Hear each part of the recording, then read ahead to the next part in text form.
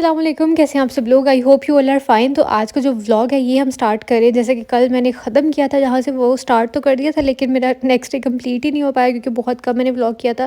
तो अभी बच्चों का कलर डे हो चुका हुआ है, तो बच्चे स्कूल से आए थे वापस, तो आई थॉट कि मैं आप लोगों को दिखा देती हूँ कि बच्चे कैसे लग रहे हैं।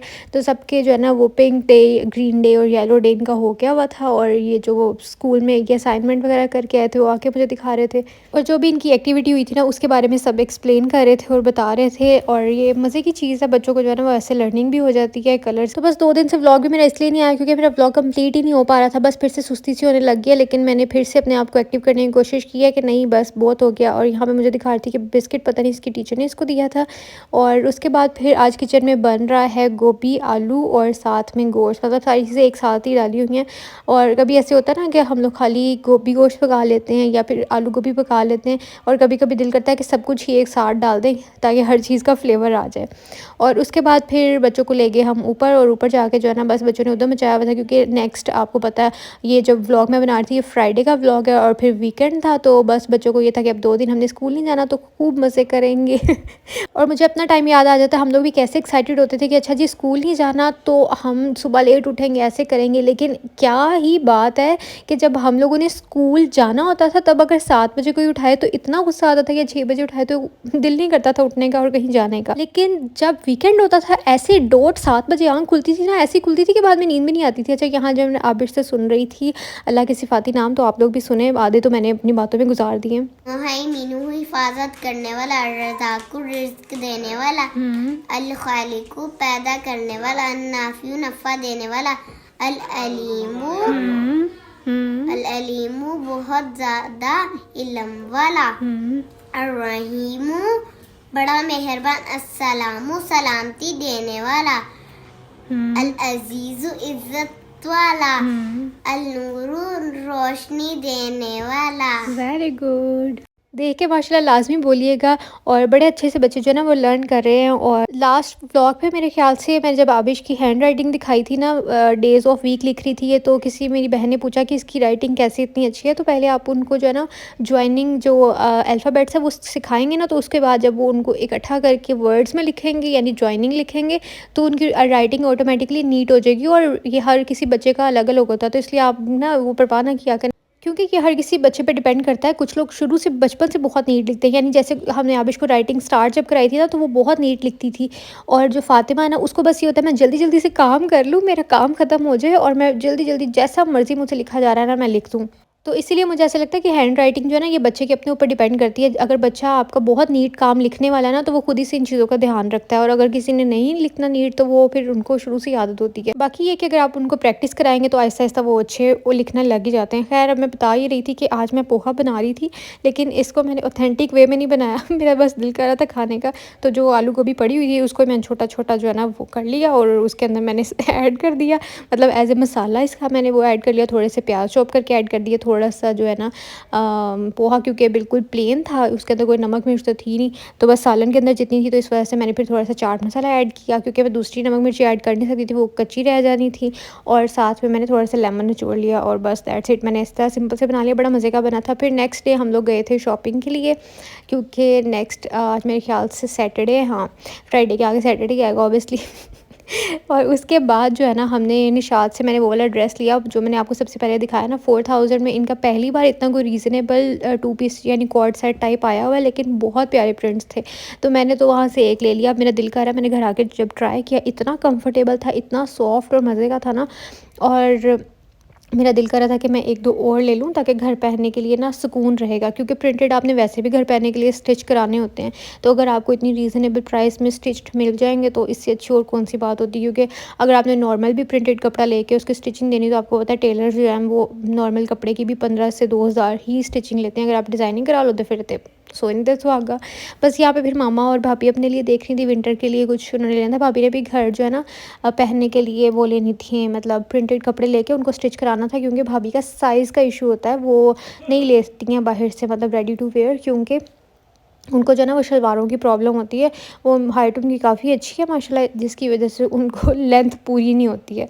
और आज मैं ऑल ब्लैक ब्लैक बनी हुई और बस यहाँ पे मेरी बहन भी आ गई। ज़रा आपने इसकी नज़रें चेक की हैं जब इसको पता चला कि मैं इसकी रिकॉर्डिंग कर पता नहीं क्यों यार, कैमरे से लोग इतना भागते हैं ना।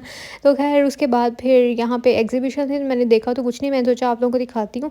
और यहाँ पे ना हैंड क्राफ्टिंग और हैंडमेड सारी चीज़ें थी और बड़ी देखने में अच्छी लग रही थी। और ये पैकेजेस मॉल में मेरे ख्याल से सेकंड फ्लोर पे ये लगा हुआ है सारा। तो खैर मैं यहाँ ना मिरर्स में खुद को देख रही थी, मैंने सोचा चलो थोड़ा रिकॉर्ड कर लेते हैं। फिर जी अब आ गए हम लोग बच्चों को ऊपर छोड़ने के लिए, क्योंकि इनको जब तक हमने कुछ ना यहाँ पे जमा कर तब तक तो हमारे को काम हो नहीं सकते। तो इसलिए हमने जो है ना सोचा कि इनको यहाँ पे छोड़ते हैं, सब बच्चों को, आपी के और भाभी के, और फिर जो है ना वो हम स्कूल से शॉपिंग करते हैं। और यहाँ मामा भी रुकी हुई थी।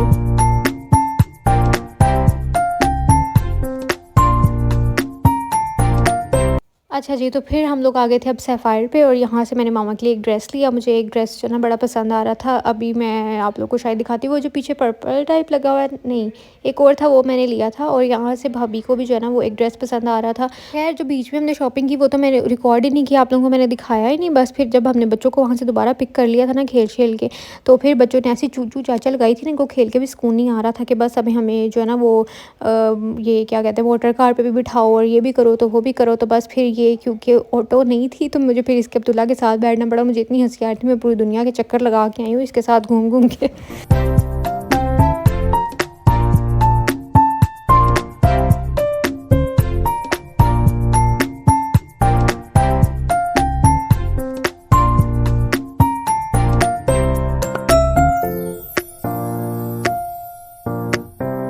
तो ये मैंने आप लोगों को सबसे मज़े की चीज़ दिखानी थी, जो ये अब्दुल्ला और नूर फातिमा लगे हुए थे ना, इनका अपना ही भाईचारा चलता रहता है, भाई और बहन चारा।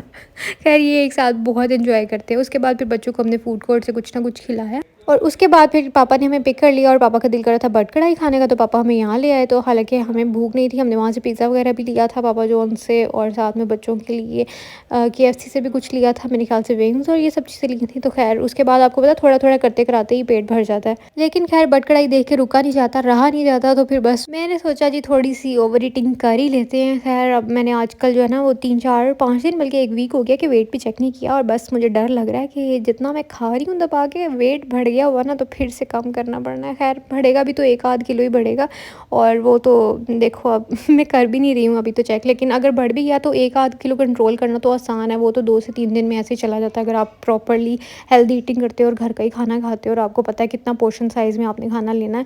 अच्छा उसके बाद मेरे पाँव की इतनी शदीद बुरी हालत हुई थी ना कि मेरी चींचियाँ दुख चुकी हुई थी। मैंने जूती भी चेंज कर ली थी वहाँ से लेके, न्यू ले ली थी मैंने।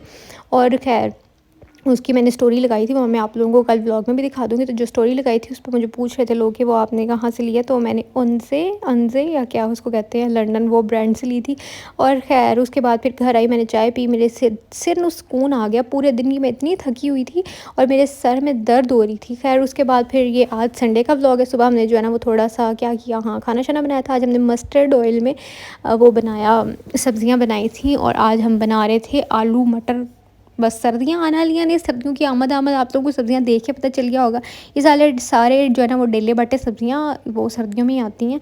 तो खैर क्या था जी यहाँ पर, ये हमने सारा मसाला मसूला मिक्स कर दिया और इसको हम इसकी भुनाई करेंगे, और उसके बाद फिर इसके अंदर सारी सब्ज़ियाँ डाल देंगे, दम पे रख देंगे। दैट्स इट, पक गई हैं। उतनी देर में जी मेरा नो टूट गया, तो मैंने कहा अब इसको उतार ही देती हूँ। वो टूटा भी ऐसे है कि प्रॉपरली टूटा है, मतलब परतें ही उतर गई नीचे तक। तो खैर उसके बाद फिर अब हम चलते हैं वापस। हाथ हूथ मैंने धो लिए थे, ये नहीं आप लोगों ने अब कहना मैं क्लिप वहाँ पे डाल दिया, इसका ये मतलब नहीं है कि मैंने जो है ना वो गंदे हाथों के साथ ही फिर दोबारा से अपने खाने के पास आ गई थी। खैर तो वो सब्ज़ियाँ तो बन गई थी। उसके बाद अब यहाँ पे बन रहे थे सब्जियों वाले चावल, तो वही सब्जियों में हमने चावल डाल दिए, और उसी तरह का हम लोगों ने सालन भी बना लिया। वो तो बेसिकली पापा ने बोला था कि मुझे सालन खाना है और मुझे मस्टर्ड ऑयल में खाना है, तो दैट्स वाई हम लोगों ने वहाँ वो अलग से बनाया था, और हमारा दिल कर रहा था सब्जियों वाले पुलाव यानी राइस खाने का।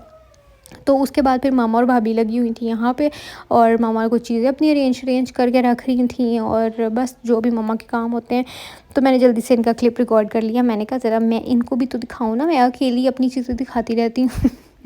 तो खैर अच्छा लगा हो तो ही मैंने पूरा व्लॉग गुजर के अभी तक आप लोगों को रिमाइंडर नहीं दिया कि वीडियो को जल्दी जल्दी से लाइक कर दो, और इंशाल्लाह मैं जल्दी जल्दी से व्लॉग लेके आती रहूँगी। छुट्टी करने की ना करने की भरपूर कोशिश करूँगी।